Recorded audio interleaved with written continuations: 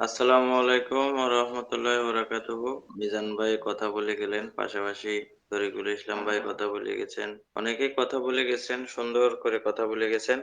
৯ টার সময় শুরু করলে আমার আগে আর বেশি লোক কথা বলতে পারে না। যাই হোক আমার পরেও কিছু লোকরে ডাকবেন, তারাও যেন কথা বলতে পারে। আমি তো প্রতিদিন বলি আসলে একজন প্রতিদিন কি কথা বলা যায়? সেরকম কোনো কথা থাকলেই না বলা যায়। আপডেট থাকলে না বলা যায়। তবে একটা জিনিস আমার আজকে ভালো লাগলো। সেটা হলো যে আমি একজনের কেওয়াইসি করাইছি। আ কেওয়াইসি করানোর সময় দেখলাম যে www.kyc.victoryWithAsh.com এরকম শো করে। যখন আপনারা কেওয়াইসি করবেন, তখন কেওয়াইসি যখন ফেস ভেরিফিকেশন দিবেন, সেই সময় উপরে এই Google Chrome এ যে ওয়েবসাইট ভিজিট করার জন্য যেরকম আমরা লিখি, সেই জায়গাটায় দেখবেন লেখা আছে www.kyc.victoryWithAsh.com এই ওয়েবসাইট। তো এই ওয়েবসাইটটা তখনই হতে পারে যখন এই ওয়েবসাইটটা আমাদের নিজেদের থাকে। এটা আমার ক্যালকুলেশন। কোম্পানি এখনো পর্যন্ত আমাদেরকে বলে নাই যে এই কেওয়াইসিটা আমরা আসলে আমাদের ভায়া হয়ে কোনো কোম্পানি করে দিচ্ছে না আমাদের নিজস্ব। এটা কোম্পানি থেকে কোনো ডিক্লারেশন নেই। তবে আমার যে জ্ঞান বুদ্ধি হইছে তাতে করে মনে হচ্ছে যে এটা নতুন যে কেওয়াইসি সিস্টেম সেটা আমাদের নিজেদের হতে পারে আরকি। যদি নিজেদের হয় তাহলে তো বিরাট ব্যাপার। এখান থেকে কোম্পানির বিশাল আর্নিং আসার ব্যাপার আছে। কারণ আপনারা জানেন যে কেওয়াইসি একটা কেওয়াইসি করার জন্য টাকার পরিমাণ $2 চাইছিল আমাদের কাছে অন্য একটা কোম্পানি। তো সেখানে আমাদের যদি ১৪,০০,০০০ লোক হয় তাহলে ১৪,০০,০০০ ইন্টু ২ কত হইল? $২৮,০০,০০০। তো $১,০০,০০০ মানে বাংলা টাকায় প্রায় $১,২০,০০,০০০। তাহলে আপনি চিন্তা করেন ২৮,০০,০০০ ডলার মানে কত টাকা? Huge amount. তো এখন যদি আমাদের নিজেদের হয়, তাহলে আমরাও এরকম বিভিন্ন কোম্পানিকে তাদের মানে জন্য আমরা কেওয়াইসির ব্যবস্থাপনা করে দিতে পারবো। তাহলে কি কোম্পানি আমাদের বলছিল যে, আমরা অন্য কোম্পানিকে ডেভেলপ করার কাজটাও করব। তার মানে কি? এই কেওয়াইসি ব্যবস্থাপনাটাও অন্য কোম্পানিকে আমরা মানে করে দিতে পারবো বা তাদেরকে সহযোগিতা করতে পারবো। সেটা একটা হিসাব। পাশাপাশি আমরা শুনেছি বা দেখেছি রোটেটর কিন্তু যখন আমাদের স্যার লাস্ট কিছু মিটিং করছিল সেখানে রোটেটরের মাধ্যমে আমাদের কিছু লিঙ্ক কিন্তু ইউটিউবে প্রচার করা হয়েছিল। তো সেগুলো কিন্তু আমরা পরীক্ষিত। সেগুলোও আমাদের আছে। এবং সেগুলো যেহেতু লেটেস্ট মানে লাস্টের দিকে তৈরি হয়েছে সেগুলো আমাদের তত্ত্বাবধানে আছে। সেগুলো চুরি করা হয় না। বা কেউ হাইজ্যাক করে নিয়ে যায় নাই বা কেউ সেল করে দিছে অন্য কোম্পানির কাছে সেরকম কোনো ব্যাপার-স্যাপার হয় নাই। তাইলে আমাদের ভাবে যে আমরা অলরেডি আমাদের ২ টা প্রোডাক্ট আমাদের মনে করেন যে আমাদের আছে মনে করেন। তাহলে এরকমভাবে আমাদের বহু প্রোডাক্ট কিন্তু অলরেডি আমাদের আছে যেটা আমরা ধাপে, ধাপে আমাদের সামনে দেখতে পাবেন আপনারা। ঠিক আছে? তো এইজন্য আমরা ধৈর্য কেন ধরবো? আর কেন আমরা আসলে অন্যদিকে ফোকাস আমরা দেব না? আমরা কেন এই জায়গায় শুধু ফোকাস দিচ্ছি বা দেব? আর এটা দিলে আমাদের কি সুবিধা হবে? এই বিষয়গুলো কিন্তু আমাদের ভাবিয়ে তুলতেছে।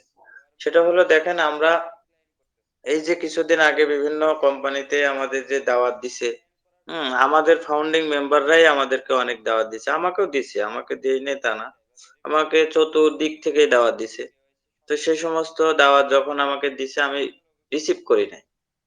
এমনকি তারা আমাকে পরামর্শও দিয়েছে যে, "আপনি না করবেন ঠিক আছে কিন্তু ভাবির নামে একটা আইডি করেন আমাদের সাথে আপনি থাকেন।" কারণ অন পেসিভ আর আসবে না। অন পেসিভ ও শেষ ও আমাদেরকে আর টাকা পয়সা দিবে না।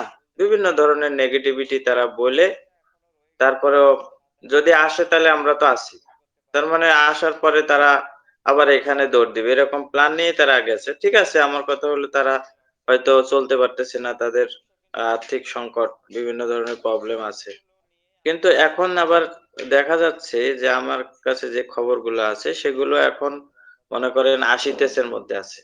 বা সেই সমস্ত কোম্পানিগুলোর পেমেন্ট বন্ধ। সেই সমস্ত কোম্পানিগুলোর সিস্টেম আপডেট হচ্ছে। বিভিন্ন ধরনের প্রবলেম। কারণ তারা তো কপি আ করা কোম্পানি, সেগুলো অরিজিনালিটি নাই।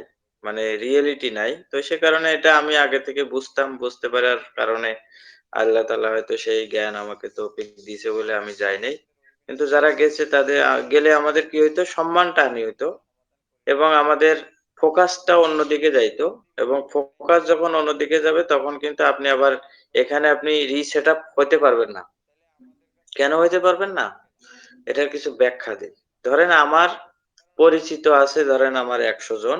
আমার ফ্যামিলি বা আমার আত্মীয়স্বজন মিলে ধরেন আমার ২-৪ হাজার ২০০ লোক আমার ধরেন পরিচিত আছে। ২০০ লোক আমাকে চিনে জানে, তাদের সাথে আমার সম্পর্ক ভালো। তো এখন আমি যখন নতুন কিছু করতে যাব, তখন ওই নতুন কিছু করতে গেলে আমাকে কিন্তু এই ২০০ লোককেই দাওয়াত দেয়া ছাড়া আর আমার কোনো গতি নেই। কারণ আমার নিজস্ব আ নতুন করে একজনের সাথে পরিচিত হয়ে সেখানে আমি তাদেরকে দাওয়াত দেব, তাদেরকে আ আ কোম্পানির কথা বলে তাদেরকে ইনভেস্ট করাবো, সেটা কিন্তু মানুষ করবে না, রিসিভ করবে না।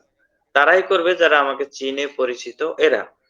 তো যখন আপনি একজনকে ইনভেস্ট করানোর কথা বলবেন, তখন নিশ্চিত আপনি যে কোম্পানি ছেড়ে ওই কোম্পানি শুরু করলেন, সেই কোম্পানির ব্যাপারে নেগেটিভ করতে হবে আগে তাদেরকে। যে এই কোম্পানি আর আসবে না, এই কোম্পানি আমাদের টাকা মেরে দিয়ে গেছে। মানে এই যে কথাগুলো তারা নিজেরা বলে তারপরে তাদের দাওয়াত দিছে। এখন ওই কোম্পানি যখন বন্ধ হয়ে যায় তখন আর এই কোম্পানিতে তাদের ফেরার আর কোনো মুখ থাকে না। কারণ ওই যে বলল যে, "এই কোম্পানি আসবে না, এই কোম্পানি টাকা নিয়ে গেছে গা।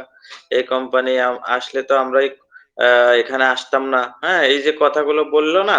এই কথাগুলো বলার পরে আবার যখন এখানে শুরু করবে তখন আর তাদের মুখ থাকে না। অন্তত তারা আর যাই হোক এটুকু বোঝে। তখন কি হয়? তখন তারা আরেকটা কোনো কোম্পানি তারা নিজেরা খোলে না হইলে ওই জায়গায় যায়। যাওয়ার পরে দেখা যায় যে সেখানেও মানুষের থেকে টাকা নেওয়া শুরু করে। টাকা টান দিয়ে তাদেরকে বিভিন্ন ধরনের মানে প্রলোভন দেখানো লাগে। আর এইগুলো যখন করতে থাকে তখন ওই লোকগুলো তার সাথে যায় না। আবার নতুন কাউকে ডাকলেও তারা তাকে জাজমেন্ট করতে থাকে যে আসলে তার জীবনের কোনো সাকসেস আছে কিনা। তার মধ্যে ধৈর্য আছে কিনা? সে আমাকে এই এক জায়গায় ইনভেস্ট করায় পালায় আরেক জায়গায় যাবে কিনা? এ ধরনের চিন্তাভাবনা ওই মানুষগুলোর মধ্যে কিন্তু কাজ করে।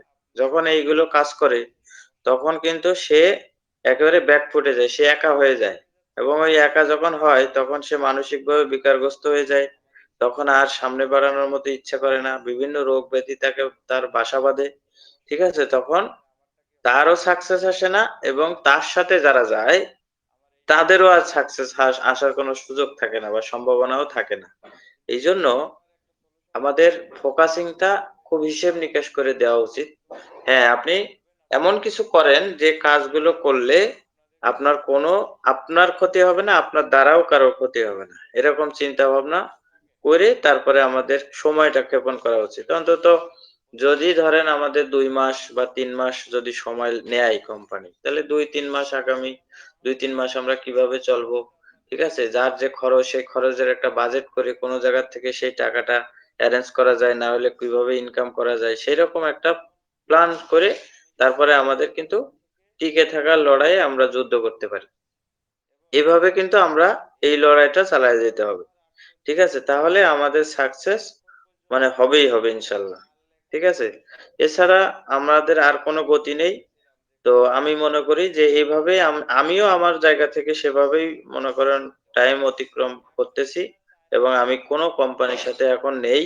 আপনাদের বহুদিন ধরে বলতেছি কারণ অনেকেই আমার নাম ভাঙায়ে ডাকাডাকি শুরু করে যে, "সোবহান ভাইও আছে? আপনারা আসেন, কোন ব্যাপার না। উনি যেহেতু আছেন তাহলে আর এখানে কোন টেনশন নেই।" ঠিক আছে? এভাবে কথা বলে এই কাজগুলো করতে থাকে। তো এইজন্য আপনারা যদি কোন জায়গায় ইনভলভ হন, কোন আ মনে করেন যে স্ক্যাম কোন প্রজেক্টে তাহলে অবশ্যই আপনারা নিজ দায়িত্বে করবেন। আমি কারো বাধা দেওয়ার কিছু নাই, আমার সেই শক্তি নাই। কিন্তু নিজ দায়িত্বে করবেন, নিজ গুণে করবেন, বুঝে শুনে করবেন জানি পরে হাউ-মাউ না করতে হয়। এটা হলো আমার আপনাদের কাছে পরামর্শ। তবে ভিক্টোরিয়ার ইতিহাস আমাদেরকে যেগুলো জানান দিচ্ছে, আমরা মনে হয় আমরা খুব ভালো জায়গায় আছি এবং আমরা এই পৃথিবীর সর্বশ্রেষ্ঠ জায়গায় আছি এবং পৃথিবীর সর্বশ্রেষ্ঠ জায়গা থেকেই আমাদের জীবন সাজাতে পারবো এবং একবার শুরু হলে আপনি আপনার যে ভিত্তিটা তৈরি হচ্ছে, এই যে সার্কেল তৈরি হচ্ছে, এই ভিত্তিটা এমন একটা জায়গায় আমরা নিতে পারবো, সারা পৃথিবী আমরা চষে বেড়াতে পারবো এবং একসাথে। একসাথে যখন বেড়াবো তখন কিন্তু আমাদের শক্তি, সামর্থ্য সবই অনেক গুণে বেড়ে যাবে। কারণ একা চলতে গেলে একা না বোকা। যখন একসাথে চলা হয় তখন সেখানে অ অনেক ধরনের আ মানে ফ্যাসিলিটি নিয়ে আমরা চলতে পারবো এবং সেগুলো আমার অনেক প্ল্যান আছে। আস্তে, আস্তে চলবো। আমাদের সাথে অনেক বিজ্ঞ আমি কিন্তু এজ এ মানুষ হিসেবে অনেক ছোট, জুনিয়র। তো সেক্ষেত্রে অনেক সিনিয়র ব্যক্তিত্ব আমার সাথে যেহেতু আছে, আমরা একসাথে আছি। তো সেক্ষেত্রে আমরা পথ হারাবো না, এই নিশ্চয়তা আমি দিতে পারি। কারণ পথ আমরা হারাবো না এই কারণে, কারণ বিজ্ঞ, বিজ্ঞ লোক যখন থাকে সাথে, তখন পথ হারানোর সম্ভাবনা ক্ষীণ হয়ে যায়। আর পথ হারানোর সম্ভাবনা থাকে না। এজন্য আমরা ভালো জায়গায় আছি, ভালো জায়গায় যাচ্ছি এবং আমরা ভিক্টোরি উইথ অ্যাশ এর সাথে আছি। মিস্টার অ্যাশ আমাদেরকে আমাদের যেহেতু আ পাইলট সেক্ষেত্রে আমরা গন্তব্যে পৌঁছাবো ইনশাআল্লাহ।